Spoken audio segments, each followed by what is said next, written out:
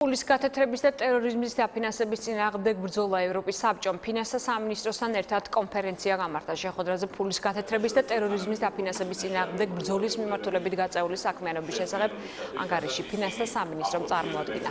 დისკუსიაში ეხო ეროვნული რისკების შეფასების და ზედამხედველობის განმახორციელებელი ორგანოების როლს pulis გათეთრების და ტერორიზმის დაფინანსების წინააღმდეგ სფეროში.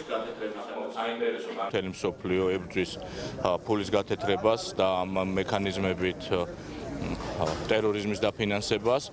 ჩვენ თავიდანვე ჩართული ვიყავით აღნიშნულ პროცესში. საქართველოს საკმაოდ დიდი წარმატება აქვს. ამას ადასტურებს თუნდაც დღევანდელი ღონისძიება, როდესაც ევროკავშირის ევროსაბჭოს დელეგაციაა ჩამოსული და ჩვენთან ერთად ვჯერლობენ იმ საკითხებზე, რომლებიც ეხება pulis გათეთრების წინააღმდეგ ბრძოლას. ჩვენ pulis გათეთრების წინააღმდეგ მიძღვნილ პროექტში ვიღებთ მონაწილეობას. ეს არის ევროკავშირის და ევროსაბჭოს ერთობლივად დაფინანსებული პროექტი, სადაც ექსპერტიზაც ტარდება.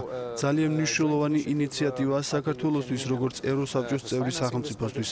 საქართველოს შეერთებულია pulis გათეთრების წინააღმდეგ კონვენციას და არის აქტიური პარტნიორი ამ მიმართულებით.